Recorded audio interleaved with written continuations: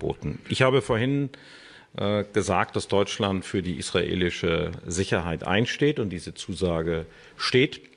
Und die wird immer klar sein. Wir werden nicht zulassen, dass dieser Staat in seiner Existenz bedroht ist. Dafür steht Deutschland ein. Und wie gesagt, wir sind in einer neuen Phase einer Sicherheitspartnerschaft, wo auch Israel mit besonderen Waffenlieferungen auf das Arrow-3-System, haben wir beide Bezug genommen, für Deutschlands Sicherheit einsteht, die in dieser Zeit eines russischen Aggressionskrieges in Europa, der andauert, auch einer neuen Gefährdung aussetzt. And I think it's working out very well. We're going to see. I can say this, Iran wants to make a deal. What I don't like about Iran is they'll talk to me with such great respect, and then they'll go on television, they'll say, we did not speak to the president. We did not. I just spoke to, we did not speak to the president. So they play games, but let me just tell you, they want to make a deal. And who wouldn't? When your military is totally gone, we could do anything we want to. So look, here's the challenge with Lebanon, okay? There's no problem between the Lebanese government and the Israeli government. Israel doesn't claim any land in Lebanon belongs to them. And by and large, I think a peace deal between Lebanon and Israel is imminently achievable. I think you're linking it. The operation is over. Epic Fury, as the president notified Congress, we're done with that stage of it. Okay, we're now on to this project of freedom. As far as a negotiation is concerned, I think the president's been clear that part of the negotiation process has to be not just the enrichment, but what happens to this material that's buried deep somewhere that they still have access to if they ever wanted to dig it out. That has to be addressed, and that's being addressed in the negotiation. I'm not going to go further on what progress has been made on that topic because I don't want to endanger the negotiations, but suffice it to say that the president and this entire team is aware of the centrality of that question, and that will have to be addressed one way. That will have to come from Treasury, but we have sanctions in place. And sanctions don't mean anything unless, you're going to do something about them. So I think that's been clear. I think that, the Treasury will follow up with any specific announcements. Suffice it to say, we're serious about our sanctions. Then a cost needs to be imposed on Iran for what they are doing. Otherwise, if they get away with this, guys, if they get away with pulling this thing off without paying a price for it and backing down, you're going to see multiple places around the world where other countries are going to be tempted to do the same. This is unacceptable. Again, I want to reiterate the point. We keep arguing back and forth about the war and the shooting and this and that and the other. These guys are shut down an international waterway. The Straits of Hormuz do not belong to Iran. They don't have a right to shut it down and blow up ships and lay mines. And that's what they've done. That needs to be addressed. Otherwise, and it cannot be normalized. Under no circumstances can we live in a world where we accept, okay, this is normal. You have to coordinate with Iran. You have to pay them a toll in order to go through the Straits of Hormuz. Not only is that unacceptable in the Straits, you're creating a precedent that could be repeated in multiple other places around the world. Competent communists run that country. They don't know how to fix it. They really don't. And we have 90 miles from our shores a failed state that also happens to be friendly territory for some of our adversaries. So it's an unacceptable status quo. I will be addressing it, but not today. Okay. On Cuba, oil blockade on Cuba. There's no oil blockade on Cuba per se. Here's what's happening with Cuba. Okay, Cuba used to get free oil from Venezuela. Used to give them a bunch of free oil. They would take like 60% of that oil and resell it for cash. It wouldn't even go to benefit the people. So the only blockade that's happened is the the Venezuelans have decided we're not giving you free oil anymore. So they could go to the streets armed and turn the tide of battle inside Iran. We don't need American boots on the ground. We've got millions of boots on the ground in Iran. They just don't have any weapons. My understanding is there have been attempts to do so, and they try to funnel it through, groups. My understanding is that, for example, working with the Kurds, they were stealing 90% of the weapons. Yeah. Don't work with the Kurds, work with somebody else. And if you can prove to me the Kurds are stealing the weapons, the Kurds will regret that. I love the idea of empowering the Iranian people with weapons, a Second Amendment solution to make the Revolutionary Guard's life hell.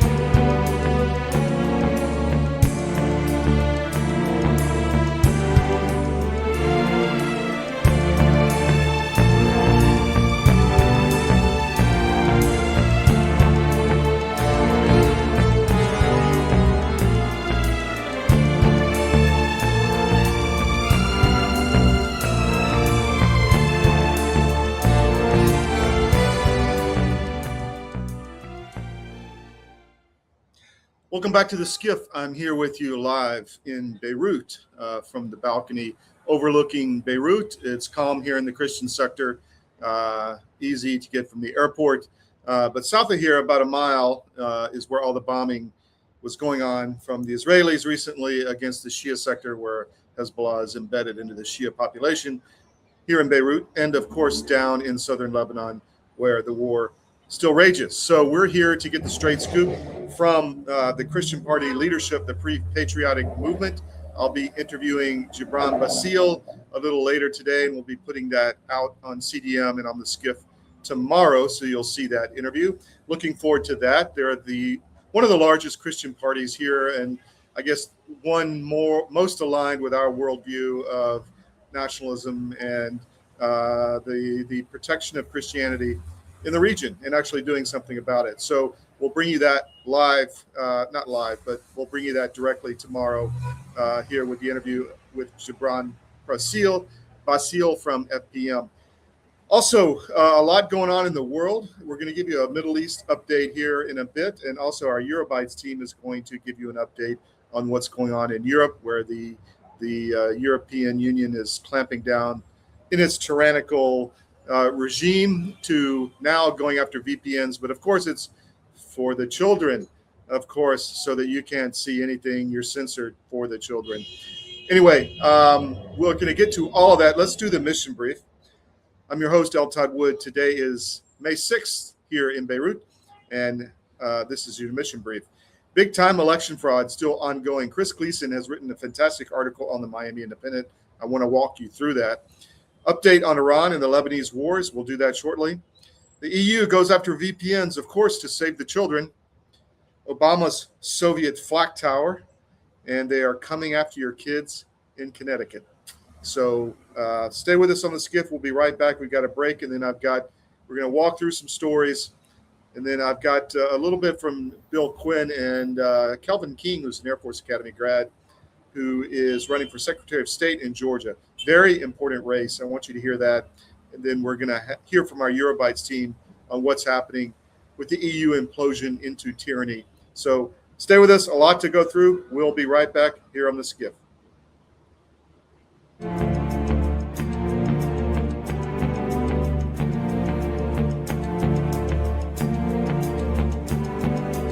Every day, your data is being tracked, collected, and sold, often without you even realizing it.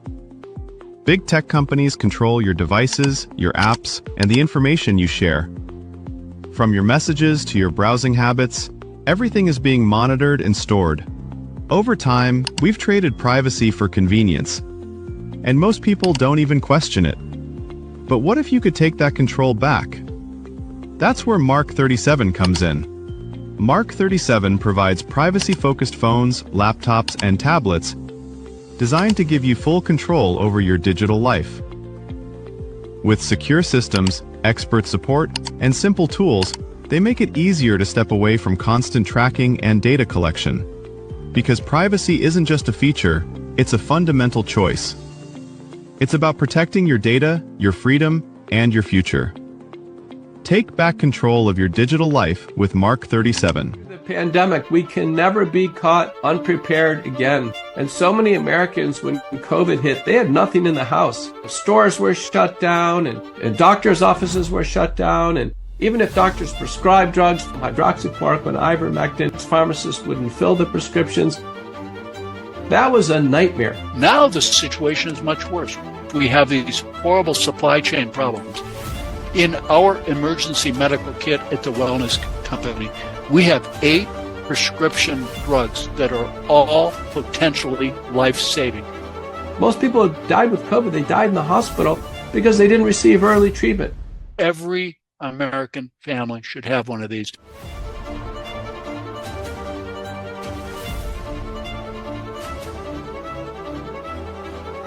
I can tell you the Wellness Company kit is the answer. With my 35 years of experience, our team at U.S. Asset Management can deliver professional investment management, financial planning to help you target your goals, and even specialized divorce financial analysis if you need it. We are here to help you make better decisions with your money. Call U.S. Asset Management today. and let's get to work in your financial future.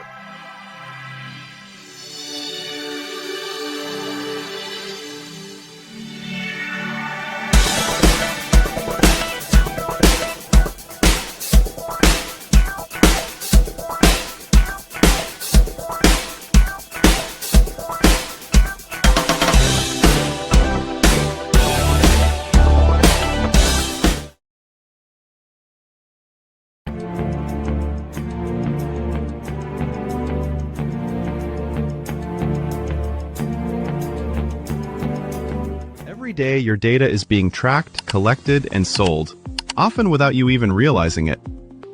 Big tech companies control your devices, your apps, and the information you share.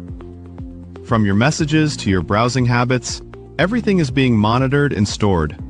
Over time, we've traded privacy for convenience, and most people don't even question it. But what if you could take that control back? That's where Mark 37 comes in. Mark 37 provides privacy-focused phones, laptops, and tablets designed to give you full control over your digital life. With secure systems, expert support, and simple tools, they make it easier to step away from constant tracking and data collection. Because privacy isn't just a feature, it's a fundamental choice. It's about protecting your data, your freedom, and your future. Take back control of your digital life with Mark 37. A warm welcome here at the National Press Club. Welcome to the journalists, welcome to the Embraer team, and welcome to the other guests that we have here. I'm going to announce, and as some of you guessed it right when they came in, the first E2 order by an American operator. And that operator is Avello. We believe this is really a strategic shift to unlock profitability for the customer. I'm very pleased that we have Andrew Levy here as the CEO of Avello, and I'm very pleased to give the stage to share a little bit more about what Avello is going to do with the E2 195. Thank you very much. Couldn't be more excited to be here as part of this historic announcement. We have such a great cultural fit as companies, so we're very, very excited to be Embraer's newest customer. We launched our airline in April of 21, and our target is focusing on small secondary airports of large metro areas. We've carried over 8 million customers since we started on 63,000 flights. And we've done all these things with 1,200 of the greatest crew members I could ever imagine having, and many of them are here with me today. This is the right airplane for us. It's going to open up opportunities for us that no other aircraft can serve. The best thing about the airplane, of course, is you will not find a middle seat on this airplane. It doesn't exist. We won't have any to offer. It's going to be the best cabin in the United States, and we're so excited about that. This is going to elevate our experience to the highest level, and we think our customers are absolutely going to love the airplane.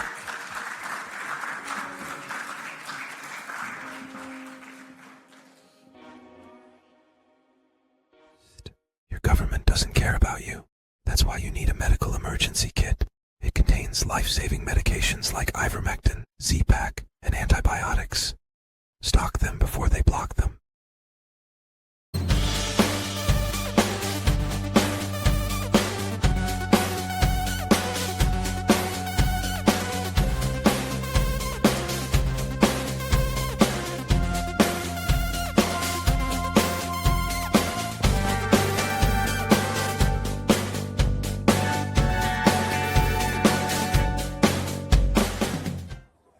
Okay, welcome back to the SCIF. We're going to walk through some stories here in a second, but I want to just highlight again our new sponsor, Mark 37, which is focused on privacy. Every search query, every text, every errand is logged, and most of us know it. We just haven't decided to do anything about it yet. Going ghost is a lifestyle decision. It's no different than deciding to grow your own food or pull your kids out of public school. A device alone doesn't set you free. The education and the habits do. Mark 37's Ghost phone and Ghost laptop are the tools, but the journey is yours to own. Thousands of Americans have already started it. Go to mark37.com/CDM, register for the free webinar, and find out what it actually takes to reclaim your digital life. No shortcuts promised, real path forward. So please go to mark37.com/CDM. Make sure you do that and sign up for their free webinar and learn what you need to know about privacy and unplugging from the matrix. It's doable. It takes a little work, but you can do it. All right, let's walk through some stories.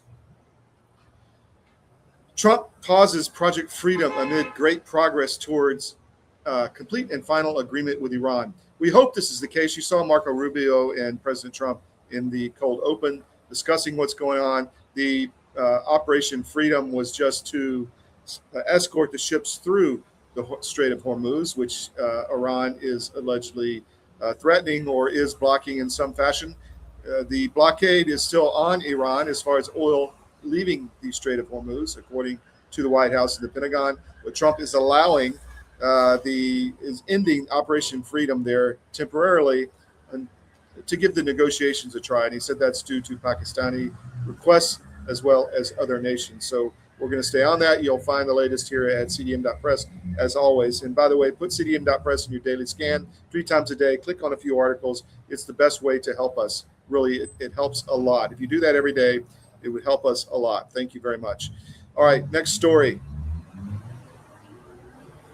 The EU is going to war against VPNs in a bid to save the children. Of course, you're censored. You can't see anything that the rest of the world knows if you're in the EU soon, but it's to save the children.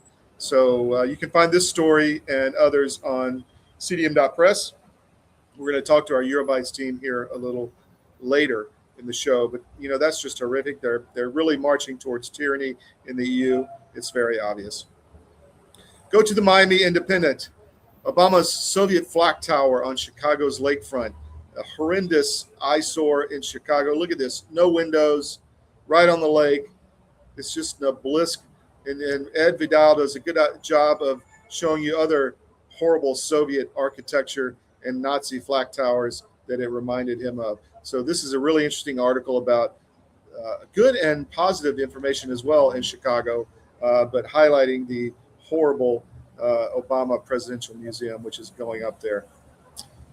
This one is huge on the Miami Independent as well. When the money laundering bridge crossed itself. Find this really interesting as far as Chris Gleason on the trail and on the case of the illegal campaign finance money laundering going on across the country, otherwise known as smurfing.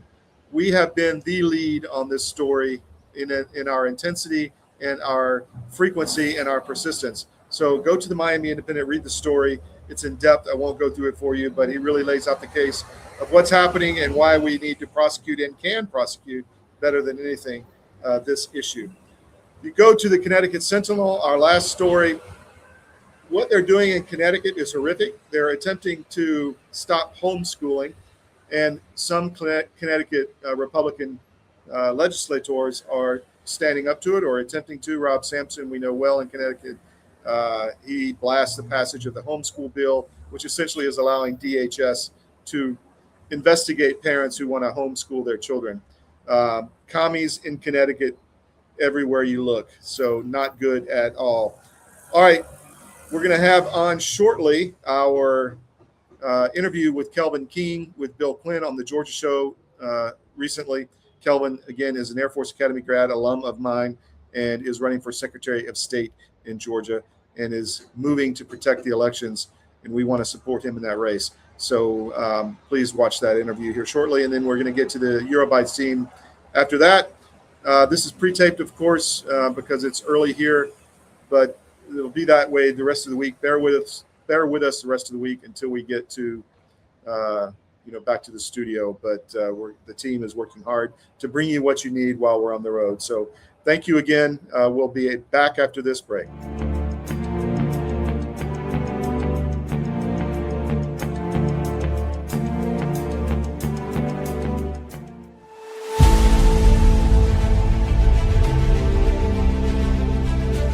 Nuclear wasn't a product that was developed and to sell, really. What it really was a journey to get me well after my experience trying to immigrate and get married to an American citizen in order to get my green card. Towards the end, they send you for a medical, and that's where they sat me down and gave me 16 vaccines in one sitting. At the time, I knew when I was going through it that it's probably not good, but I didn't realize that I'm about to go through the worst health experience of my life. And that's when I went on this journey and understand that nutrition is actually your medicine. I've always heard the old people say your food's in your garden, but we didn't get it. And your body is always trying to heal itself. I mean, you know, when you cut yourself in a couple of days, it heals. And that is the process of homeostasis. Your body is always trying to, every cell in your body is always healing itself. And just like anything, if you bake a cake or you build a house, you need the right ingredients to achieve the result. Now, if you don't have the correct nutrition and you're not eating the correct food, it's like trying to build a house without bricks. Now, a lot of people, they say, what does nuclear do? Nuclear itself does nothing. It's not designed to do anything. Your body does the work. It gives your body all the things it needs balanced in, and it works together to deliver the correct nutritional supplement that you need as a human being to function normally. It's finally here, our second annual mega sale. This sale only comes around once a year, so take advantage of the best offers ever while you can. For example, save 50% on our Giza Dream bed sheets, as low as $29.98. And for the first time ever on TV, MyPillow mattresses and MyPillow mattress toppers, as low as $99.98. And you save 50% on our Lux Pure 6-piece towel sets, regular $69.98. Now only $39.98. And our best-selling standard MyPillows, regular $49.98, on sale for $17.98. Wait on it, mega sale, only $14.98. So go to MyPillow.com or call the number on your screen. Use this promo code to take advantage of our second annual mega sale. But wait, there's more. To make the mega sale even more special, when you order right now, your order's going to ship absolutely free.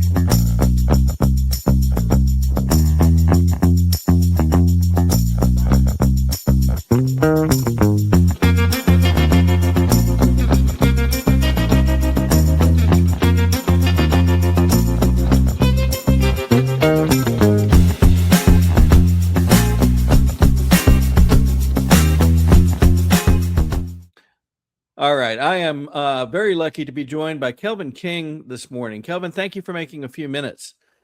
Yeah, thanks for having me, Bill. I love coming to your show. We had seen some stuff in the last few days that seems to make it in some ways difficult for people to understand some of the things that you're involved with as a from your business standpoint. And we wanted to make sure that those are clear for people. I think that's fair. Okay. And I think it's important in some ways. So I understand you have a new video potentially coming out. Tell us about that. Yeah, we actually have our third commercial ad that's dropping now. Actually, it's breaking news. You're actually the first media source that has obtained my new 30-second ad. So it's a really cool ad. I'm actually hitting one of my opponents because of improper government bidding. Improper government contracts. And when, that's right in my sweet spot, that's my expertise, is there's nobody better qualified to discuss government procurement than myself, being a former contracting officer. So I'm pretty excited about this particular ad. Well, that's great. We're excited to see it. Let's take a look. King is uniquely qualified to serve as Georgia's next Secretary of State. He'll restore trust, abolish secretive QR codes on ballots, and end no-bid contracts, enriching insiders. Both of King's opponents, former office COO Gabriel Sterling and Representative Tim Fleming, refused to end QR codes or end the dirty no-bid contracts. The Inspector General found Sterling violated Georgia's Code of Ethics, but Fleming did nothing. Elect Republican Kelvin King. Let's restore trust. Wow, that's a cool spot. Yeah, a lot of people aren't even aware of what's going on with our opponent's background. That's why I always talk about an educated voter is my best supporter. And it's important to know about the backgrounds of these candidates because, past performance is the best indicator of future results. That's what you want to know. You want to know what their histories are, what their resumes are. And one of my opponents, he benefited from the largest no-bid contract in Georgia history. It was in 2019. Right before the Dominion contract was put in place. He actually was a employee of the Secretary of State's office. He took a private contract to implement the Dominion system. It was a $200,000 contract. And then he came back to the Secretary of State's office to be the COO of the Secretary of State's office to continue the implementation of the Dominion contract. To me, that is extremely discouraging. I think it's ripe with fraud. In fact, the IG did an investigation and found that they did violate procurement laws. They went around the Department of Administrative Services, who actually handles procurement, and they were slapped on the wrist for it. And I just wanted to make sure people understood the integrity and the character differences in the candidates. That's something that I never would have done. Now, my background is a little bit unique from any other candidate in this race. I'm actually a former government procurement officer. I was a contracting officer in the Air Force. I know government procurement. I'm an expert in it. And it's very, it's complicated. It took a few years for me to get my warrant to be able to do government procurement. But one thing that most people understand is the difference between no bid contracts and bidded contracts. Typically, bidded contracts have competition and the public's dollar is spent more responsibly. I've never had a no bid contract with the state of Georgia. I've done millions of dollars, several hundred projects with the state of Georgia over the last 13 years. But I don't do no bid contracts with them. I bid every single project that I'm awarded. And there's competition. In fact, I have a contract with the state of Georgia. There's over 20 other contractors on it. And that is straight competition. And I'm proud of the fact that I've been able to stay on that contract because if you don't perform, you don't get a renewal or an extension. And I've won competitively renewals on my government construction contracts. So that's why I say I'm the best qualified candidate to run in this seat, because remember, the Dominion Systems contract expires in 2029. We don't want anybody there to handle that reprocurement, which I'm going to get out of the contract. I've seen that there's exit clauses in the contract, and that's what I will do as the next Secretary of State. But regardless, let's just say if I don't win, the next Secretary of State is responsible for a reprocurement. And I just don't trust them, Bill. They've shown time and time again that they will do things unethically. And I mean all of my competitors. So I'm bringing something new and different, integrity and character. And all of my projects are completely public. And I'll bring integrity back into this office. That's great. Well, we wanted to take this time so that you could get that message out and clarify what the facts are. We appreciate you being here this morning, and we will continue to observe and check in throughout the remainder of the next 14 days, is it? Yeah, I know. Yeah. It's coming fast, isn't it? That means get out to vote. All of your listeners, I respect them, and they are connected and educated. Like I said, a educated voter is my best supporter. So please go out and vote Kelvin King for your next Secretary of State here in our great state of Georgia. That's right. Bring a neighbor or two with it to make sure that they are off the couch and helping lead Georgia as well. That's right. We count on y'all. This is our seat. Don't forget, this is the people's seat. And that means the people need to respond and act and move and make this seat their seat. And I will be a Secretary of State that is answerable to the people. That's great. Well, thanks again for being here. Mm-hmm. Thanks, Bill. I appreciate the opportunity to share this new information.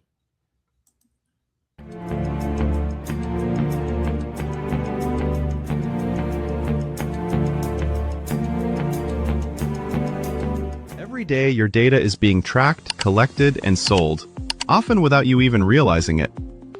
Big tech companies control your devices, your apps, and the information you share. From your messages to your browsing habits, everything is being monitored and stored.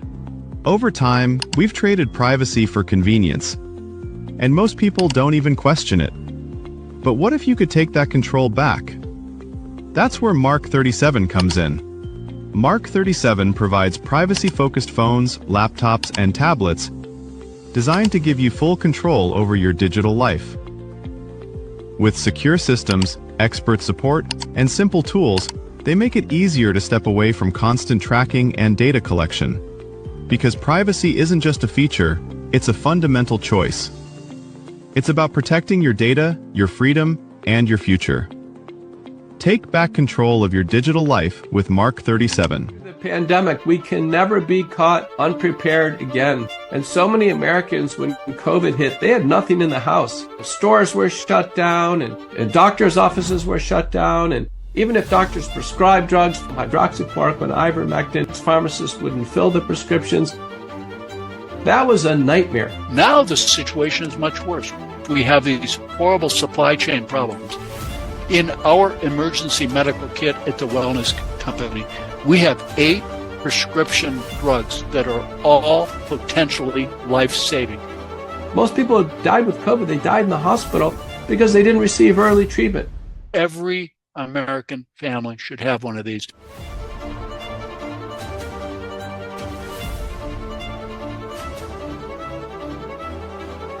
I can tell you the Wellness Company kit is the answer.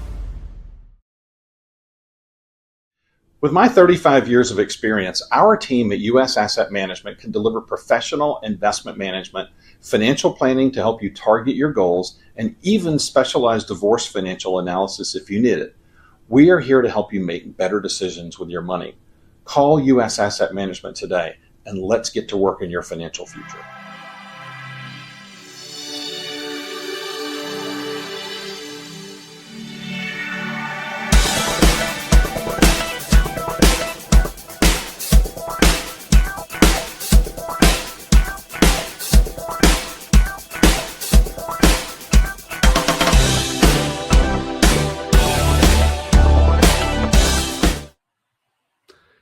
Good evening, ladies and gentlemen, and welcome to another episode of Euro Bytes. This is the May 5th, 2026 episode.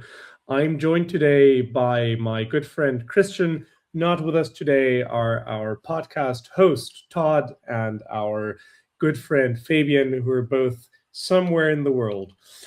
I don't want to move around the world for the first thing I want to talk about, Christian. I just want to stay in Germany, and I want to start with Friedrich Merz, the chancellor with the lowest approval rates ever that a German chancellor had to endure. And fittingly, in the German weekly Der Spiegel, you know, as listeners and viewers, we do criticize the Spiegel quite a lot, but it is Germany's largest weekly newspaper, still by the number of readers. Friedrich Merz explained, no chancellor before my time had to endure these things. Now you ask yourself, what are these things? Keep in mind, Angela Merkel had the global financial crisis of 2008. The Greece crisis? The Greek crisis, yep. She had the invasion of Crimea with little green men. Gerhard Schröder had Germany being called the sick man of Europe. Helmut Schmidt had the Red Army faction terrorizing and killing several Germans.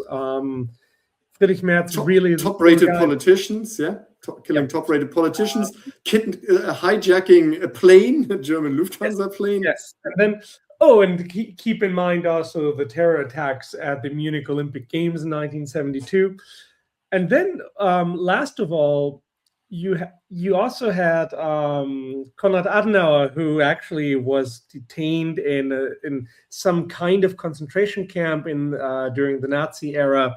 And then was had to arrange for the last 10,000 German prisoners of war being sent home. Yeah, Mr. Merz, you're right. No one had to endure what you had to endure. The greatest thing is this is what he said to the Spiegel, and then the Spiegel editor goes like, yeah, but Olaf Scholz had it even harder in social media. And Friedrich Merz says, yes, that is correct. But no one had this intensity of things happen. Now, we do got to say one good thing about Friedrich Merz, though, and that is, first of all, he's not Angela Merkel. The second thing is, Friedrich Merz, unlike a lot of politicians to the left-hand side in Germany, does not actively sue people or does not file police reports. This is something that the German police is now doing, the police are doing by themselves, which is a very interesting thing to happen. Friedrich Merz was called Pinocchio, you know, the the Italian little puppet whose nose grew and grew as he was lying. And, well, the German police were in some kind of vorauseilender Gehorsam. It's like blind following, like blind obedience, tried to make sure that this shall not happen. This shall not. Like proactive obedience, as it were. Yes. Yeah. The other thing is, Friedrich Merz feels kind of out of touch with the people. The interesting thing is, on the day of local journalism on I think it was on April 30th, he had a talk with a group of people. You could call it a town hall meeting, and then a woman dying of skin cancer raises her arm to be allowed to ask a question. She's like, Mr. Merz, why are things being cut from public health insurance as you were trying to increase your salary by 48,000 euros a year? And he had some kind of meltdown and goes like, listen, lady, I did not ask for a 48,000 euro increase in my salary. And this is the Friedrich Merz who actually said that he's gonna divide AfD by 2, the voter number. Now, according to the newest polls, AfD is 4% ahead. In an average of polls, we do have AfD at 27%, like aggregated average. We have the CDU-CSU at 23%. You got to keep in mind, dear American friend of ours, that CDU-CSU always contains also of the latter, the CSU, coming in at like 40% in Bavaria. Bavaria being the, by population, Christian, I think is the second biggest state. I think every fifth German is from North Rhine-Westphalia, and every sixth German is from Bavaria. Now, CSU is really strong, and they're roughly translated into 5% of the total vote of this bloc, meaning you actually have 18% CDU in 5/6 of Germany. It's kind of a poor thing to happen. And one thing that I want to add, this might be interesting to you as well, Christian. AfD today, according to the new Forza poll, was for the first time the party with the highest competence to solve the problems in Germany, coming in at a whopping 13%. 13% of Germans think that AfD is best prepared to tackle the problems, chased closely by SPD, which is like by CDU, which is like 12%. Then you had the Greens and at like 9%. You had SPD and the left at 5%. Now, if you add 12 plus 13 plus 9 plus 10, you realize 56% of Germans said not a single party is able to fix the problems that Germany is having. And this is the interesting thing. We see the rise of this new populism in the US. I think we're about to head for the post-MAGA time. In Germany, there is no post AfD. Even AfD does not manage to catch the people. No one is catching people, and no one is catching the absolute majority. So this is all from Germany. Can I get an amen, or can I get a stop, man, from you, please? Well, so American viewers and listeners who like a lot of the Dissident Right podcasts know the phrase, you're not going to vote your way out of this. Meaning just voting isn't going to solve this. Not within the premises, not within the confines, the guardrails of the current system. I mean, first of all, let's start. Before we make good excuses for the AfD, let's start with being critical of the AfD. Like, none of the German parties, and you might find the same in the United States, but definitely in Germany, has people in its top positions that would have succeeded anywhere in the free market economy. In the United States, you have a lot of people who become politicians and who were successful in the free economy. Take Vivek, buying patents and selling. Yeah, well, I mean, let's talk about not so fraudulent people like Vivek Ramaswamy, but even like Mayor Pete, whatever his name, Buttigieg, McKinsey. Donald Trump was a successful entrepreneur in various fields. Many of them were very successful lawyers, so they at least had that going. Whereas in Germany, much of the political system, you've got seriously and staggeringly unimpressive, underwhelming people. Like there was this chancellor candidate for the SPD from a couple of years ago, who then became the commissioner of the one of the leading commissioners of the European Union. Remind me of his name. He was such an unimpressive figure. They used to call him the mayor of Würselen because that was his only claim to fame. Oh, Martin Schulz. Martin Schulz.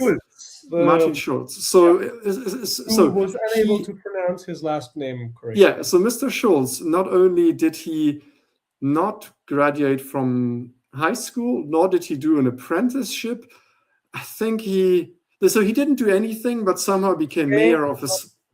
He bankrupted his own hometown of Würselen. Yeah, so he managed to become a mayor with no apprenticeship to his credit. So again, in Germany, you can have a very respectable, successful 6-figure salary career if you never attend university, but if you do an apprenticeship, be that a white-collar or a blue-collar apprenticeship. He didn't do that.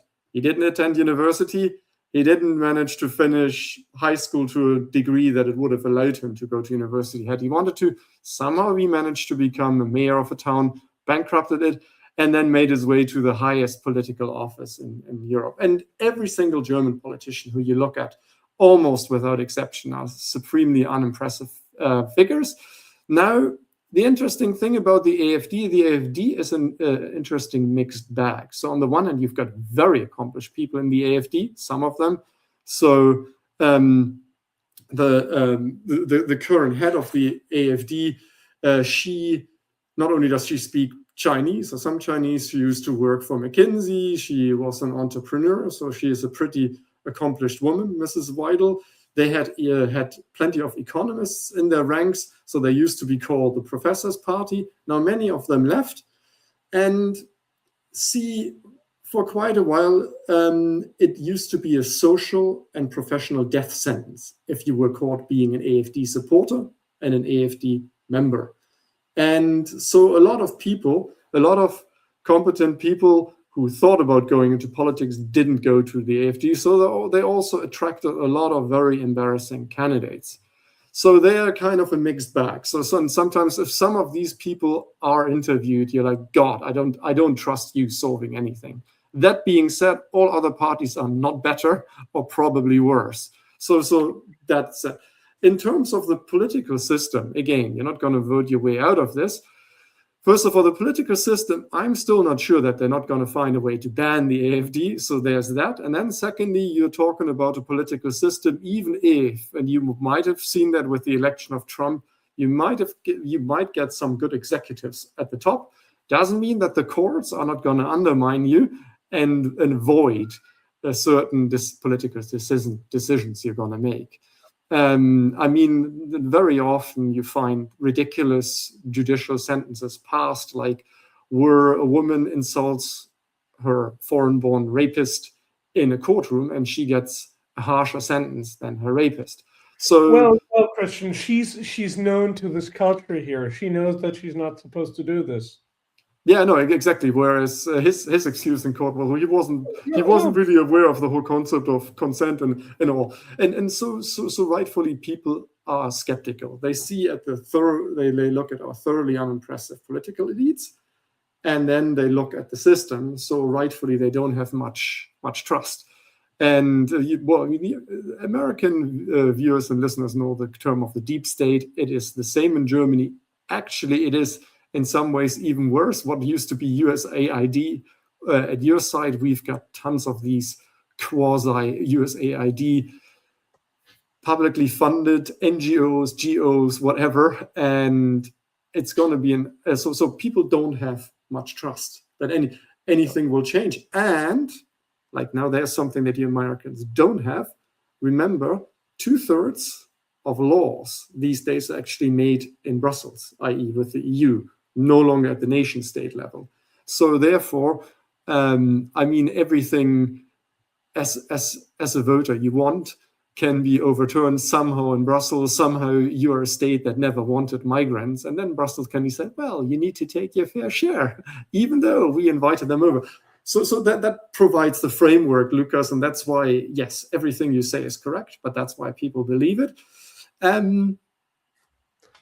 Talking about, unless you want to make a last comment on that, we could segue into let's segue into the UK. Merz and Trump. Lest we forget Merz and Trump. Yeah. Lucas, there was a bit of a row and a rift. Well, I'm gonna give the bullet points, and you kind of fill in the blanks. So it turned out that Merz had been invited by Trump, and Trump was very nice to him in the White House. But even on his way out, Merz started talking smack about Trump and certain things he didn't like. And then Trump said, "Well, this is it. You Europeans are not paying your fair share. You talk bad behind my back. None of you guys helped me with my war of illegal aggression against Iran, at least judging from a point of international law. Hence, I'm going to withdraw the first 5,000 US troops," which he is referring to a base in the northeast of Bavaria called Vilsack, which has a striker brigade, and a lot of Americans are cycling through that base because typically that's where they prepare them for foreign missions, particularly for Iraq and Afghanistan. They used to prepare them in that base. They've got sort of little villages and all kind of urban combat built, and Trump wants to withdraw 5,000 Americans. Lucas, what am I forgetting? Put a bit of color on that whole background. Yeah, so the horrible thing was how this whole thing came into existence. You would think Chancellor Merz would have gone to the media and say, hey, we do not agree with what our American friends are doing. Thus, we need to rethink the stationing of American troops. No, it happened in a way worse situation. Friedrich Merz is in a discussion with school children, or like teenagers, not even young adults. And Friedrich Merz, let me just look it up because it's been a bit embarrassing. Yeah. So he says, quoting Friedrich Merz, where these kids are like 15, 16, and Friedrich Merz goes, I don't think the Americans can end the war in Iran quicker than they think, quote, because the Iranians obviously are stronger than expected, and the Americans obviously also seem to lack a convincing strategy. It gets even better. It gets even better, or it gets even worse. The Americans entered this war evidently without any strategy. Thus, it's even hard. This is what the newspaper says. Thus, it's even harder to end the conflict. Quote, especially given the fact that the Iranians obviously, like Friedrich Merz loved the word offensichtlich. You can say clearly, obviously, whatever. Even though the Iranians obviously negotiate very smartly, or even very smartly do not negotiate. Quote once more, a whole nation is being punished by the Iranian leadership. And the word that he says is not just punished, he says the whole nation is being humiliated. Honestly, he could have known what happened. Frankfurter Allgemeine, I hate quoting one newspaper at a time, but they are improving. The Overton window in Germany is shifting a bit for the better. Frankfurter Allgemeine can be read once more. Anyway, one guy, Nicolas Busse, he said an interesting thing, and let me quote him. He says, "There's one thing that many in Berlin underestimate: the times of Chancellor Schröder and Foreign Minister Fischer, during which you could do during which you could make a domestic opinion against an American war without having to fear the future of NATO, are finally over." And seriously, Friedrich Merz has done a bad job once again.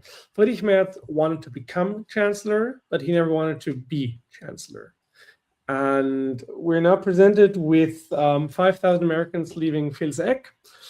And let's say it this way, back when Germany, when the Cold War ended, Germans spoke of the peacetime dividend.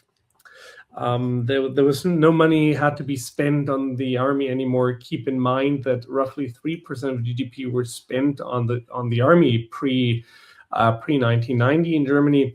When the army was reduced in strength, many cities faced a dire future. 7 years ago, I went to Frankenberg on River Eder, and back in the day, the Bundeswehr training center for electronic warfare was there. There's like barracks with 4,500 personnel. They reduced it to a planned personnel strength of 500, out of which there were only 300. Turns out the biggest employer in this city was the hospice. This whole city felt dead. It felt completely dead.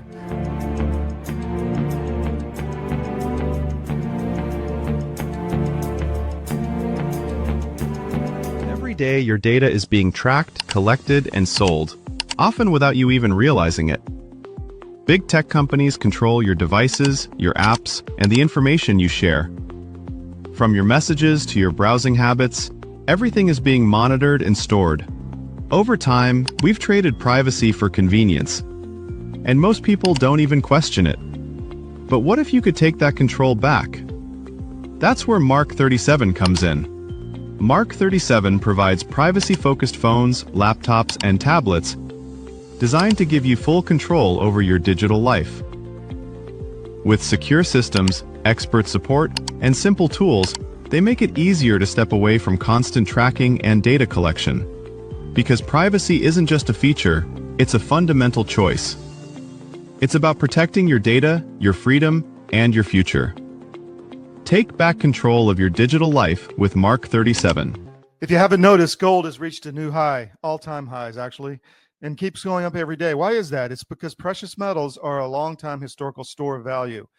And if you own a portfolio and you have assets in the fiat currencies, i.e. stocks, bonds, cash, or whatever, you're vulnerable to hyperinflation, which is coming as our debt explodes another trillion every 90 days. It's really scary. So how do you protect yourself? Go to Advisor Metals. If you look on any of our cdm.press sites, about halfway down, there's an ad for Advisor Metals. Click on it, fill out the form for your contact info, and Euro Bytes will contact you and talk to you. It's an easy conversation. There's no sales pitch.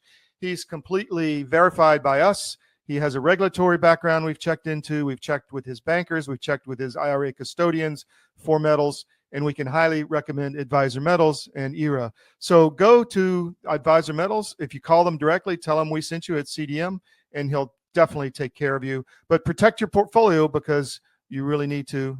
It's coming. Thank you. Your government doesn't care about you.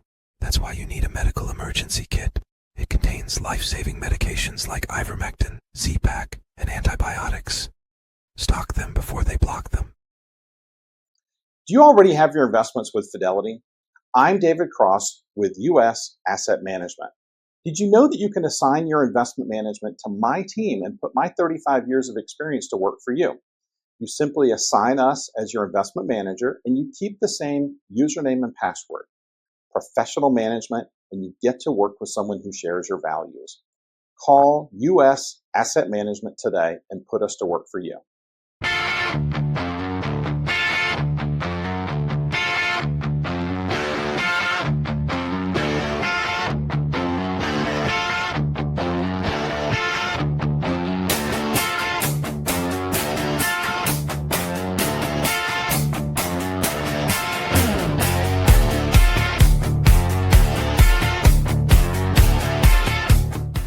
And this is what's happening to major parts of Germany.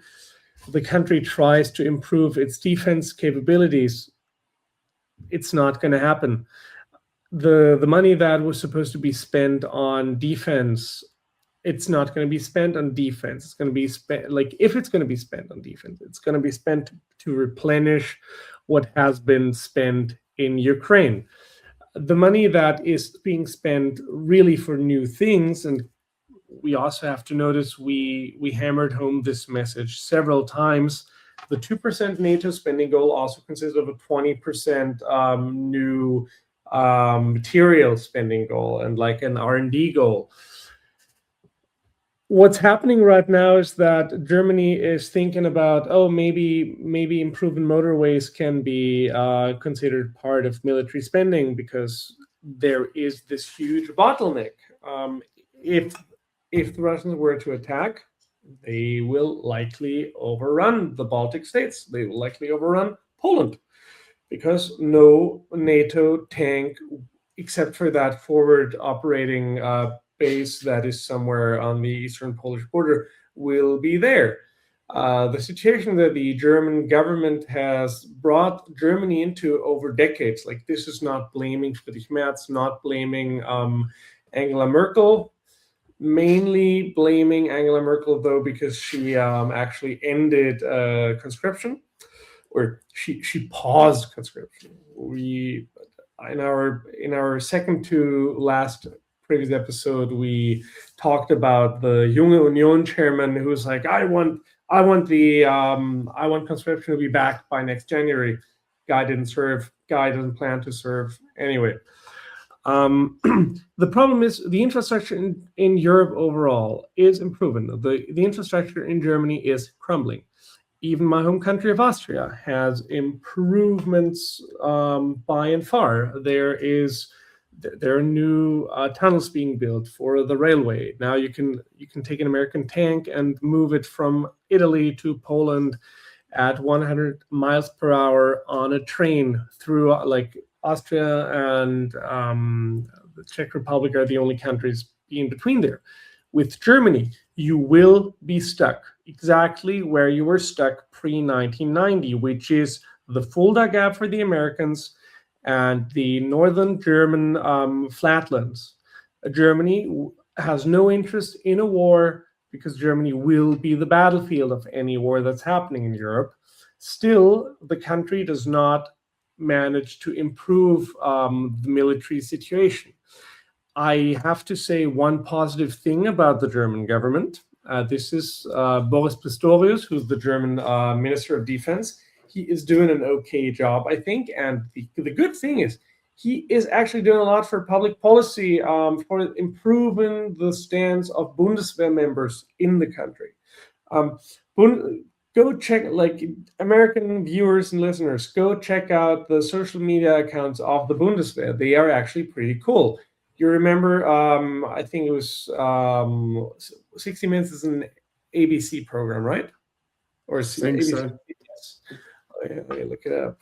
One of those fake news outlets. Yeah, but so there's been CBS News in December 2025 talked about the rearming Germany, modernizing the military, and had cool interviews. You know, the guys there attending basic training, attending like obviously not specialist training because the German special forces were really good. They don't talk to cameras. They wear their masks all the time. But even standard German Panzergrenadiere, like tank grenadiers, like motorized armored infantry. They're good guys. They're super qualified, and the government is just letting them down for decades. Now, Boris Pistorius, the only social democrat who has any chance of improving this, and I think he's just being screwed over by the rest of this government. The German government, and I'm sorry to say so many things about Germany right now, and we're like moving back and back and back on talking about the UK. The German government is dysfunctional. Yes, I was not a supporter of banning new oil and coal-fired heating systems, but banning them banning new systems for 3 years, trying to make it happen that Germany could actually reach a point where there's a domestic industry with these heat pumps. Now they're like, no, you can do a new oil stove after 2028. Germany, like, renewables can be something deeply conservative. They can be something deeply right wing. The country should, like, the countryside should be clean. The countryside should be beautiful. This is for people and the environment. The countryside should also be safe. Coal costs more lives than nuclear power ever does. But then along comes the German government and kills another industry. Back in the early 2000s, Germany was world leading in solar stuff. Then they made it so Chinese solar panels could be brought to Germany. These solar panels were just the German solar panels, but 3 years behind in technology because they were all like, technology was ripped off. Like, what do you call? They call it decompiled, backwards engineered. Yeah, reverse engineered. Yeah. Heat pumps now. The same thing is happening with motor vehicles. Germany, Germany is still the country of engineers, but the engineers leave the country. Germany has roughly 200,000 more people leaving than coming to Germany when it comes to Germans. And this number even includes the Turks who go back to Turkey. So if you subtract them, if you subtract the moving balance between Germany and Near Eastern countries where there's a lot more of influx than there is of people moving back to their home countries, you're left with at least 200,000 Germans. Say 50% of them are young, 50% of these are well qualified, and 50% of these are well qualified in technical stuff. That is 25,000 engineers, researchers, young people, smart people leaving this country, more than are actually coming in.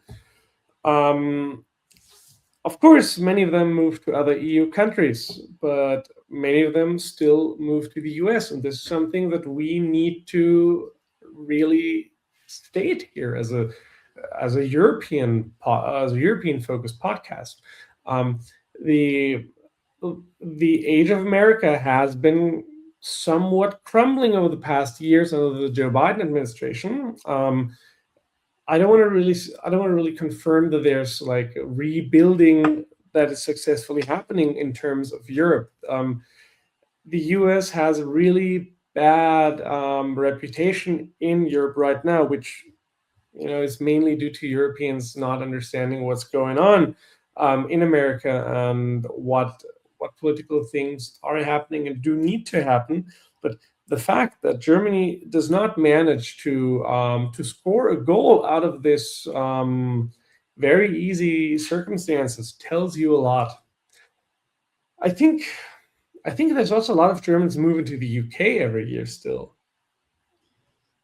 Interesting enough, I mean, certainly a country where the infrastructure is crumbling, the UK, and has a myriad of problems, migration being one of them, public security being the other, deindustrialization similar to Germany as well, but in some ways, certainly in certain sectors, be that IT or be that financial sectors, it's still a pretty vibrant economy in spite of it all, which is a miracle. Interesting enough, one footnote, and I made that argument in a former podcast. See the difference between the German Green Party and the UK Green Party. In the UK, the Green Party are what we call watermelons as well. Green on the outside, red on the inside. So they are communists in all but names. And the UK Green Party is probably more communist than the German Green Party. However, with one interesting difference, the UK Green Party thinks that nuclear is actually a clean technology that should be supported. So that's an interesting bit.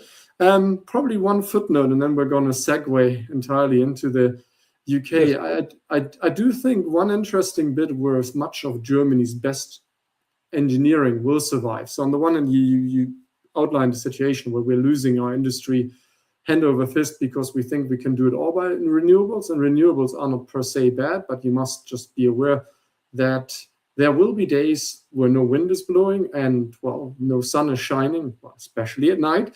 And then if you don't have a backup, for certain industries, you can operate in an aluminium smelter and suddenly have the energy go off. The entire place breaks. You can have certain chemical processes. If the energy goes off, like an entire batch spoils or the entire machine breaks.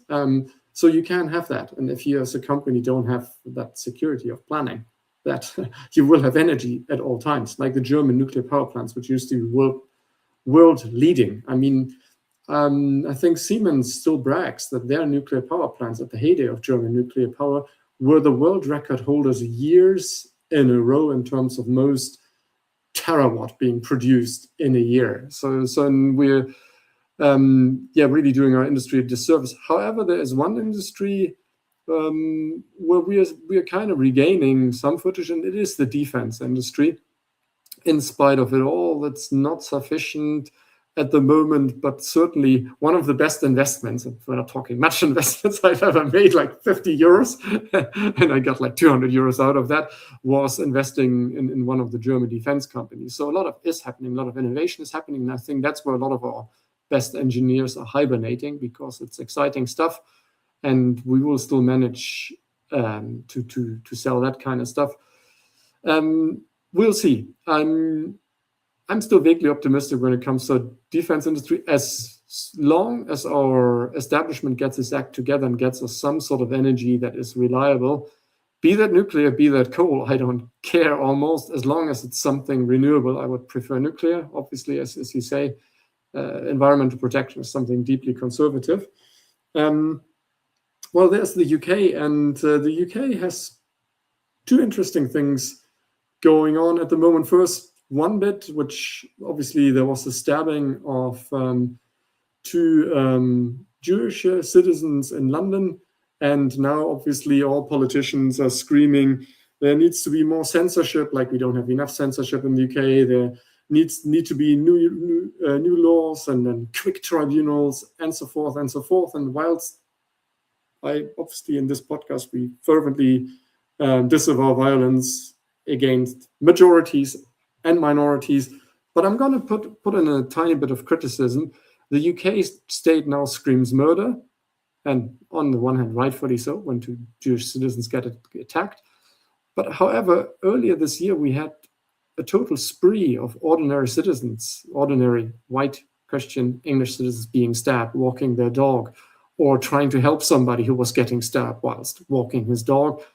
And the UK government didn't set up special task force. The UK government didn't scream murder. The UK government didn't have special tribunals. The UK government didn't do that again when the full extent of hundreds and thousands of British girls being sex trafficked and raped at an industrial scale. None of that.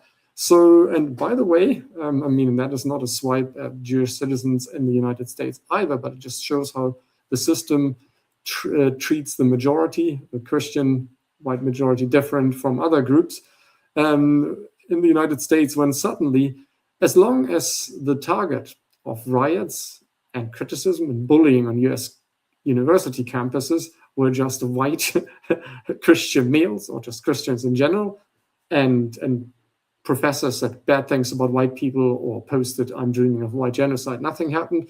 The moment that, very, very despicable things were said during the pro-Palestinian protests, suddenly institutions like Harvard and the Trump administration brought down the hammer on the speech, on hate speech on campuses, even though I think that shouldn't be happening in a country that has the First Amendment culture. I'm aware that the First Amendment only applies between the government and its citizens. So yes, legally they're correct and they are private institutions, but still in a country that has that whole culture, that shouldn't happen. So it's interesting, both the duplicity in the United States and the UK.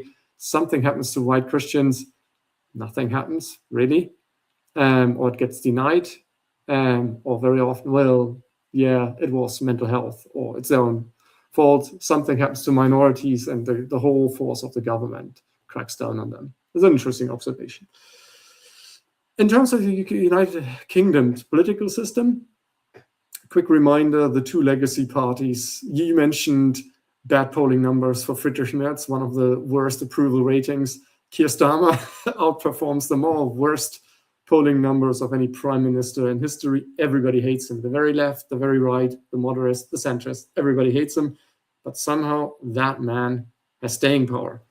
Not by charisma, not by his voice. Again, you always know I like to imitate Keir Starmer because that's how that man speaks.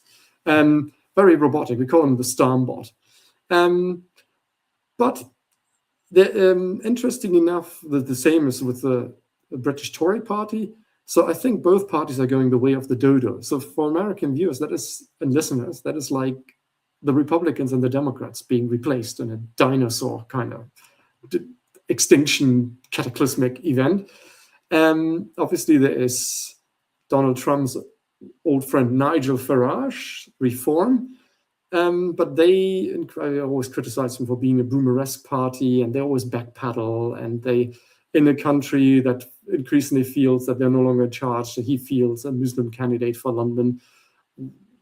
Whether, I'm not making a point about the merits, but whether that's politically a smart move or not remains to be seen. So he constantly dials back, and increasingly the party becomes cockified and feels like rhino Republicans. But there is another party actually rising, an entrepreneur by the name of Rupert Lowe. Elon Musk gives him his full backing. He's a brilliant rhetorician who is measured, has set up a party out of nothing. It has become one of the strongest parties in record time.